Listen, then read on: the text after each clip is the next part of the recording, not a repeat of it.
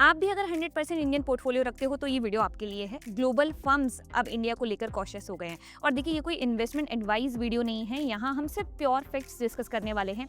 आपके लिए किन बातों का ध्यान रखना बेहद जरूरी है, क्योंकि जैसा कि हमने कहा कि ग्लोबल फर्म्स इंडिया को लेकर के कॉशियस हैं। पहले क्यों है ये समझते हैं। जेपी मॉर्गन ने इंडिया को न्यूट्रल किया due to high valuations, earning risk और limited exposure to next gen sectors. HSBC ने इंडिया को अंडरवेट किया, वार्निंग दी कि rising crude oil inflation, growth और कॉर्पोरेट प्रॉफिट्स जो हैं इनको इम्पैक्ट कर सकता है। इंडिया अपनी सारी एनर्जी का बड़ा हिस्सा इंपोर्ट करता है, इसलिए क्रूड ऑयल के प्राइसेस बढ़ने से इन्फ्लेशन, रुपी और कंपनी प्रॉफिट सब पर डायरेक्ट इम्पैक्ट पड़ता है। एचएसबीसी के हिसाब से अगर क्रूड 20% से ऊपर बढ़ता है ना, तो अर्निंग्स ग्रोथ भी स्लो है। अब आते हैं सबसे पहले वैल्यूएशंस पर। Indian market is attractive no doubt, but valuations अगर आप देखोगे तो they are not giving much margins of safety.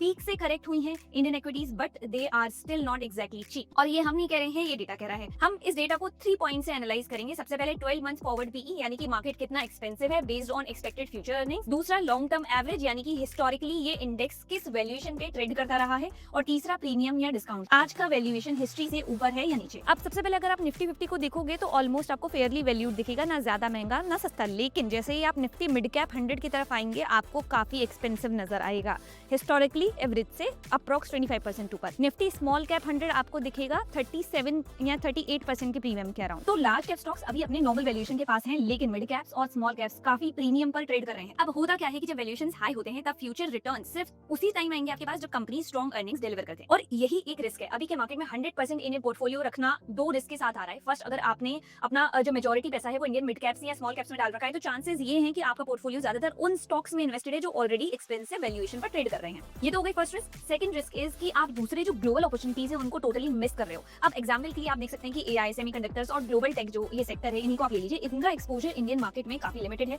और ये वही सेक्टर्स हैं जो बूम पर है। ग्लोबल मार्केट में आपके पास शानदार एक्सपोजर है इनमें। On the other hand, US equities का आउटलुक पॉजिटिव है as per HSBC because of strong earnings, better sentiment and capital return. Data आप देख लीजिए, 84% of US companies beat expectations and $430 billion buybacks announced, जो कि दिखाता है स्ट्रॉन्ग सपोर्ट फॉर मार्केट्स। अब यूएस इन्वेस्टिंग इंडियंस के लिए 2 इंजन्स के थ्रू वेल्थ जनरेट कर सकता है। पहला बिजनेस ग्रोथ एंड दूसरा डॉलर अप्रिसिएशन। अगर रुपी वीक होता है तो यूएस स्टॉक्स यूजफुल हो जाते हैं, क्योंकि वो डॉलर बेस्ड होते हैं।